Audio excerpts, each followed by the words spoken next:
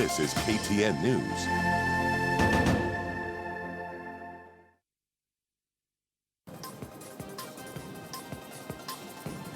Very good evening to you. Good to see you. This is KTN Prime. Let's look at the top stories for you this evening. And after criticizing the ODM party for chaotic primaries, Kenya's ruling Jubilee party begins its own primaries in 21 counties in a matter of hours.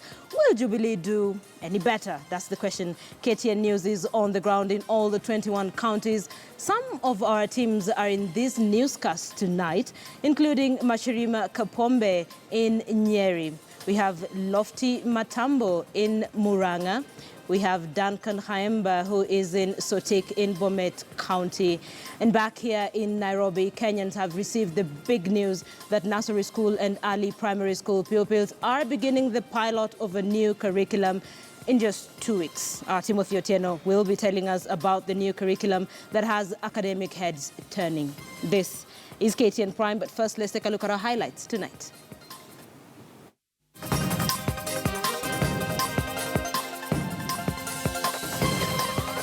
We have made tremendous progress in arriving at the lineup that is going to lead this country. We have today relaunched the Pentagon.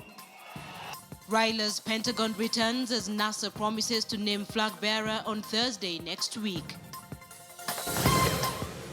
A culture of hooliganism during the electoral process must not and will not be allowed to gain currency and acceptance. Our primaries will be better, President Kenyatta promises as anxiety remains over Jubilee Nairobi race.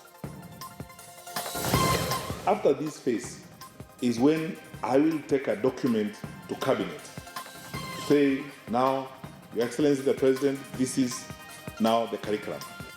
Kenya's nursery and lower primary to start with new curriculum in 2 weeks.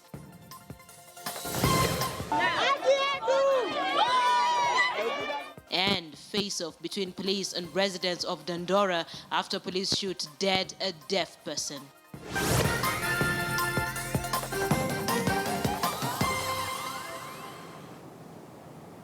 Welcome to the program. Our sign language interpreter tonight is Marisha Owiti. There at the bottom end of your screen. Marisha, it's very good to see you. Now, Kenyan Education Cabinet Secretary Dr. Fred Matiang'i has officially launched a pilot project to usher in the new education curriculum 2663. Timothy Otieno was at the launch today. He now joins us from our city center studio. Timothy, why is the education sector so excited about this? Well, basically, Linda, this could possibly be termed as inching ever so closer to the dawn of a new era in Kenya's education system. The last time such a thing took place was more than 25 years ago. Now, a pilot project has been launched by the Cabinet Secretary for Education, Dr. Fred Matiang'i, today at the Kenya Institute of Curriculum Development that will basically affect 470 schools, 10 schools per county in the next term. So the second term of studies that is set to begin in the next 2 weeks will see children from nursery school. What we now call as nursery school will soon be called pre-primary school, all the way to standard 3 pupils, whom will be referred to as grade 3 pupils once this pilot process has been rolled out before its full rolling out next year in January. The CS made the historic announcement today. Here is that story. 470 schools have been selected to undergo the trial phase of the new exercise. Pupils in lower primary will be introduced to a new mode of teaching meant to enhance the interactivity between the learner and the teacher. Come the start of the second term in May this year, pupils in nursery school all the way to standard 3 will be the first recipients of the new system. It is meant to move further away from the exam-based 844 style and closer towards the 2663 structure that will mainly focus on continuous assessment evaluation. The outcome of this phase is what is going to influence the very final design and conclusion on the new curriculum. Because after this phase is when I will take a document to cabinet to say, now, Your Excellency the President, this is now the curriculum. And cabinet will debate it. And subject to cabinet's approval, then Parliament will look at it. And then we will adopt it. Then that will be Kenya's new curriculum. Who is that, teacher?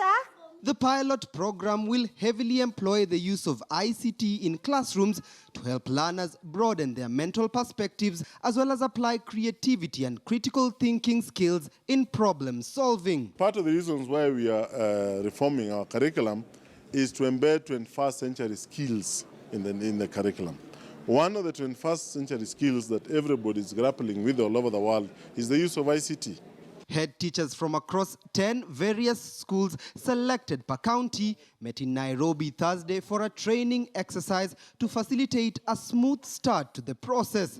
The curriculum for teacher training will change for sure. And by next year, we will announce also a new curriculum for teacher training. The new teacher will be different from today's teacher because you will be teaching in a changed environment that's much more learner-centered. It will require you to have more skills.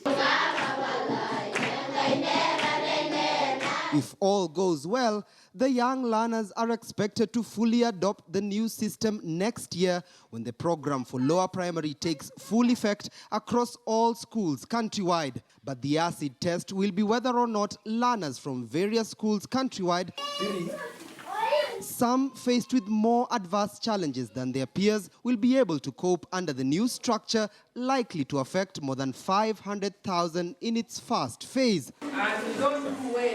The system is expected to be rolled out in Standard 4 to Standard 6 in 2019, with Standard 7, 8 and Form 1 pupils expected to adopt the new system by 2020 before the final phase kicks off in the year 2023 for the Form 4s. Timothy Otieno, KTN News. Timothy Otieno, thank you. Let's now turn our attention to politics. The Kenyan opposition National Super Alliance will name its flag bearer on Thursday next week at Nairobi's Uhuru Park. Now, the coalition revealed the date at the Bomas of Kenya, where principals received Bomet Governor Isaac Ruto, completing what the NASA leaders termed as the NASA Pentagon.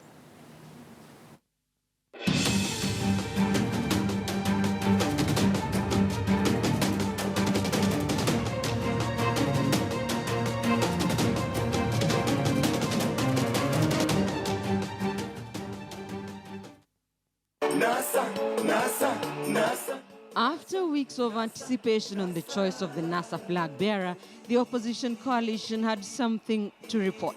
And we have made tremendous progress in arriving at the lineup that is going to lead this country. NASA says it has already agreed on a power-sharing arrangement, with reports indicating that the coalition will, among other things, create the position of chief minister if it takes over power. Munajua katika mila zetu, ng'ombe inagawanywa kabla ya kuchinja.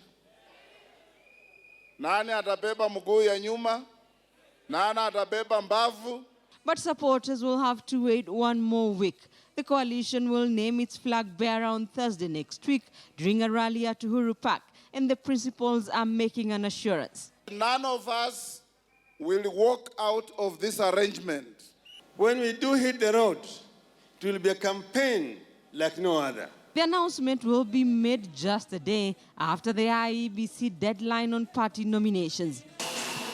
NASA now has 5 principals after the new kid on the block, Chama cha Mashinani leader Bomet Governor Isaac Ruto, who says he has no presidential ambitions, was officially received into the coalition. Najiunga katika harakati ya kukomboa nchi yetu. Have today relaunched the Pentagon. It's the new Pentagon. And we want to make sure every vote counts. Nobody is too small. The entry of Isaac Ruto does not change the equation in the search for a flag bearer, a process that has in recent weeks shaken the coalition's unity. With next week's much anticipated announcement, the coalition will be preparing to hit the ground running in its presidential campaigns. Rita Tinina, KTN News. You can be sure that we here at KTN will cover that for you when NASA will be unveiling the flag bearer on the 27th of this month. Who will it be? That is a question on the minds of several people right now. Let's move on. And President Uhuru Kenyatta has warned all Jubilee aspirants against engaging in any acts of violence during the party's primaries that start tomorrow. The president, who is also the Jubilee party leader, said that he has no favorites in the nominations.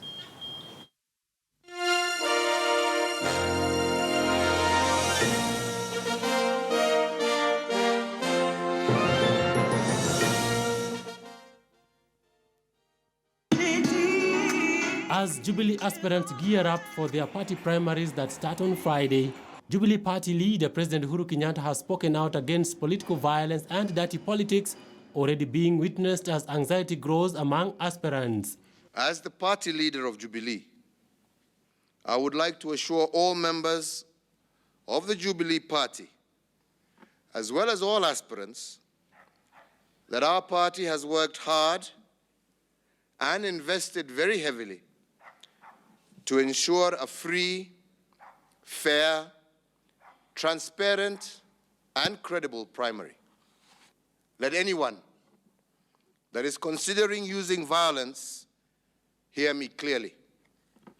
It will not be tolerated, and you will face the consequences. The Nairobi governorship race is, however, under the spotlight as tension grows between Senator Mike Sonko's camp and the camp loyal to former Gatanga Member of Parliament Peter Kenneth, who are set to battle it out for the Jubilee ticket.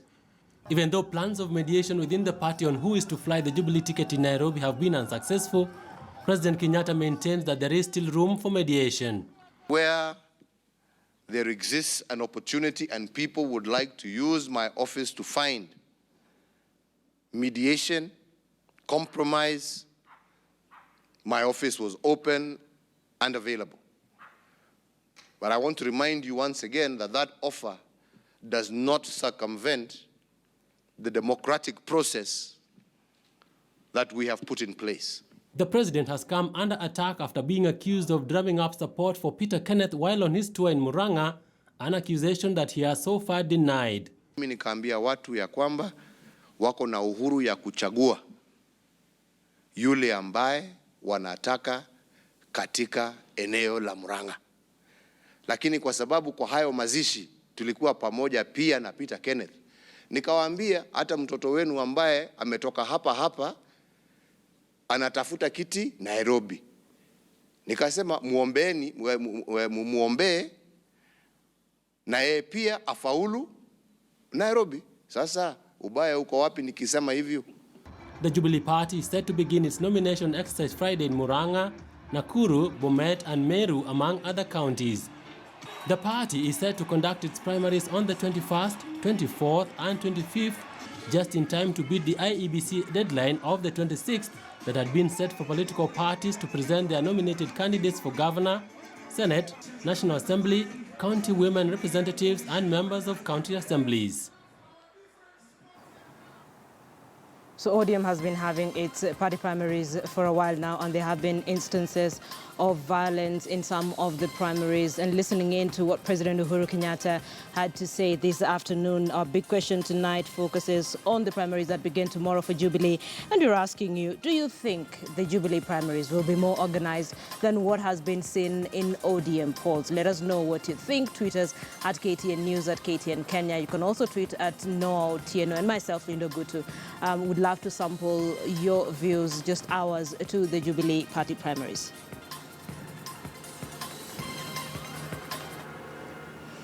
North Rift leaders allied to Deputy President William Ruto have sprung to his defense hours after some aspirants in Uasin Gishu claimed his office had a secret list of preferred candidates. Elvis Koskei reports.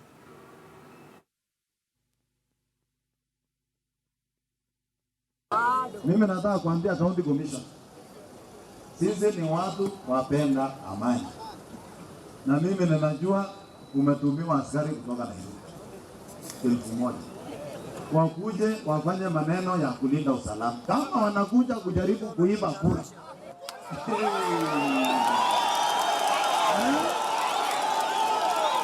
na hiyo timu yake atimwene atibuzeki asimame atoe Mandago, atikewa asimame atoe Sudi. Tunataka tuambie hawa wazi, sisi tumetoka wananchi, wananchi wanatupigia kura. Wewe fanya kazi kwa ofisi hiyo, ukule mshahara yako na watoto yako, wachana na watu wa Wasingishu.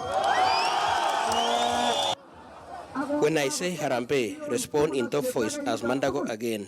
And where you shout for all witch doctors and madmen to hear. In fact, shout so that Ruto's sycophants can hear clearly. A day after a section of elected leaders in the North Rift region linked the office of the Deputy President to a reported secret list of preferred Jubilee candidates in Rift Valley, a faction of Rift Valley leaders have come out to challenge those allegations.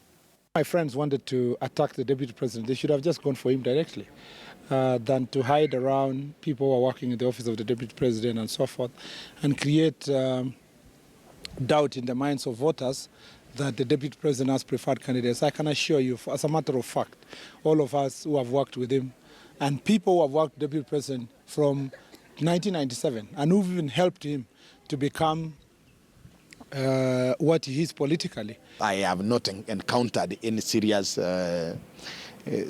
issue with regard to a preferred list.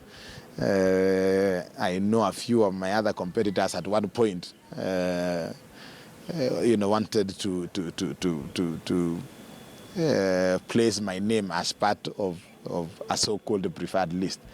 I suspect this might be because of my good working relationship with the Deputy President when I was the Senator for Nandi. Basically, those three musketeers, unfortunately, they have proved to be the nexus of violence and a lot of underhand dealings that have been going on within and around Uasin Gishu County that have had nothing to do with the desires of the electorate. So I would not be surprised that, they would make such pronouncements because they've not run a campaign that is issue-based and they are detached from the aspirations of the electorate of Uasin Gishu. And probably just to mention Keter, because he does not come from Uasin Gishu, I think this is the guy who is just poking his nose into affairs that are none of his business. The leaders wondered why the name of the DP was causing shivers in the region. He's actually trying to project an image that he doesn't have. Effect, for me, I would term those allegations as really far-fetched with regard to Nandi County. Okay. And for me, I remain the people's project. That aside, the Jubilee Party leaders in the North Rift region have laughed off Bomet Governor Isaac Ruto's decision to join the National Super Alliance, terming the move as a political suicide. The big difference between William Ruto and Isaac Ruto, whereas William Ruto believes in the unity of the people of Kenya and in the unity of Kenyans of all shades of life. It is Isaac who believes that we must fragment Kenyans into not only tribes, but now the sub-tribes and regions and religion. I think, as a matter of fact, Isaac Ruto, with regard to these general elections, he has written his own political obituary. In fact, their own friends in Kanu were smarter enough. The leaders called for peace during the nomination exercise. Elvis Kosgei, KTN News, in Uasin Gishu County. Well, speaking of the anxiety over the primaries, let's cross over to Bomet County, where Deputy Speaker Joyce Laboso is sitting down with your senior political affairs reporter, Duncan Haemba. Duncan, if you can hear me, good evening. Can we see Duncan? There we go. Duncan, listen, aspirants from Bomet have been very categorical. They're saying that they've warned the party against carrying out primaries that are marred with irregularities. As a matter of fact, they've said these primaries will make or break Jubilee. What's going on where you are? Yes, Linda, and that informs why we'll not be having a sit-down with the Deputy Speaker, Dr. Joyce Laboso, for the simple reason that our initially scheduled interview had to be interrupted by some urgent matters because, as you've said, aspirants are not taking any chances. Her being among them, they've been, actually, she's been called to a crisis meeting here at the Twigs Hotel in Bomet, simply because there seemed to be some little problem which is now causing fresh anxiety as they now do the countdown to tomorrow's Super Friday. Daktari, unfortunately, the crisis meeting aspirants are really very, they are very, very worried about tomorrow and during a crisis meeting. What exactly is happening? Yeah, thank you very much. We are in a crisis meeting. We have been called by our county elections board together with our executive of Jubilee Party to look at what will happen tomorrow. From all indications, we have received ballot papers. Which, according to the people that are receiving the ROs, the returning officers, are only a maximum of 50% of the registered Jubilee party members. Now, this is causing a lot of anxiety because they are all saying, especially like for the governor's seat, they are all saying if tomorrow by 9 o'clock, because everybody, this is a county that is Jubilee, and everybody we know is definitely going to turn up for these elections tomorrow. So they are saying if by 9 o'clock tomorrow, the 150 or 200 in a polling center with 500 people, and they've only got 150 ballot papers. What happens if 2 hours or so later they have they no longer they have finished the ballot papers? What happens? So this is and we are even being informed that even some of the ballot papers don't have some of the names of the MCAs that had been fully paid members. So we are trying to see what we can come up with and. Yes. Of course, it's a very delicate and sensitive matter, as you've said, but do you see this as a major crisis because for Jubilee specifically, because they've taken a lot of time to prepare. ODM has been there. You've seen the trouble that they've gone through, and tomorrow is day one for 21 counties. Initially, they were 22 for 21. If that is the case, then what will happen? And it is being said that tomorrow is very critical because the exercise is being done in what are being termed or perceived strongholds for Jubilee. This is true, and that is why you are seeing the level of anxiety of all the aspirants, because they are saying if we don't get it right, tomorrow, then when will we ever be able to get it right? Because as you have said, a lot of preparations has gone into this exercise. So quite clearly, at some point there was talk of some ballot, a whole ward not having its ballot papers, but that was sorted out because it was discovered they had not removed it from the lorry. So let's allow us to complete, this meeting and see, what is going to be the agreement. At least we are happy with our board. They have called us so that we make a collective agreement as to what is the way forward. Because really, if we have ballot papers that, like for example, the MCAs that are not on the ballot paper, then how do they get elected, and how do they, what then happens? So I think for now, I would like to leave it at that and allow the meeting to go on so that we can then talk about what the final way forward that will come out of the meeting. Then we can communicate that to you. Amber, can you hear me? Yes. Before I let you go, Linda, I can hear you. Yes, Linda. All right, listening into Mheshimiwa and some of the concerns that she has, you have been on the ground in terms of preparations. Mm-hmm. What have you seen from your end? You're a seasoned political reporter. What have you seen? Well, Linda, as you speak, of course, it's raining. Bomet, it's close to Kisii, and that has been what we've been experiencing the whole day in Kisii. When we've come to Bomet, it's the same thing. But I think I'll ask I'll toss that over to, again, Mheshimiwa. In terms of preparations, apart from the hitch that now you're experiencing in terms of the few ballot papers that the county will be receiving, the rains are here. In terms of other preparations, has everything been sorted? Actually, the other things were in place. We were just having these two major issues of transporting the ballot papers from the tallying centers to the polling centers. That then some areas, the ballot boxes, had also not arrived. And of course, this main one now of not enough ballot papers. The assumption that not more than 50% of, can turn up, in our view, in most of the aspirants' view, is a completely wrong assumption.